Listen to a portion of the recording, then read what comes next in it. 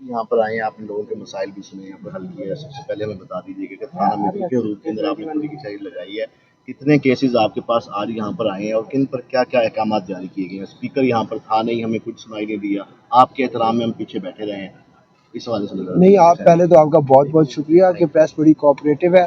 उसमें आपके सामने ही है, जब मैं खुली कचहरी कर रहा था तो आवाम ज़्यादा आगे थी, तो आपको इसलिए स्पेस नहीं मिल रही थी।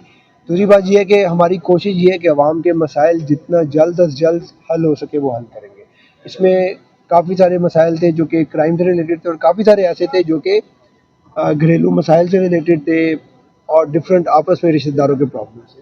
तो वो तो कोशिश ये है कि जितने छोटे मोटे मसाइल हैं वो जल्द अज जल्द, बल्कि 24 से 48 घंटों में हम रिजॉल्व करने की कोशिश करेंगे। ये टीम खड़ी है, SHO साहब खड़े हैं, उनको बड़ा क्लियर बताया गया है, और हम इसको मॉनिटरिंग मैकेनिज्म है, हम हर रात को अपडेट लेते हैं। हमारे इंचार्ज कंप्लेंट सेल खड़े हैं, ये रात को मुझे बताते हैं ये आज हमने मसला सुना था और ये हल हो गया, ये अभी नहीं हुआ, फिर हम अगले दिन फॉलो अप करते हैं।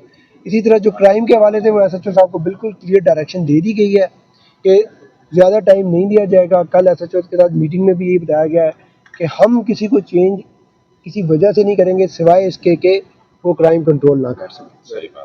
इसके अलावा हमारा इनसे किसी किस्म का कोई ताल्लुक नहीं है सिवाय इसके कि इनकी परफॉर्मेंस का है। DPO और SHO का एक ही रिश्ता है और वो परफॉर्मेंस बेस्ड है।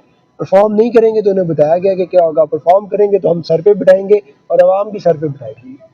ठीक हो। अच्छा, ये बताएं कि थाना जो दकोटा के हवाले से पिछले DPO साहब ने कहा था कि ये थाना मंजूर हो चुका है, उस हवाले से क्या प्रोग्रेस गई है अब तक?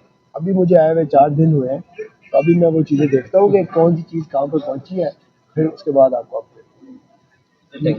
थैंक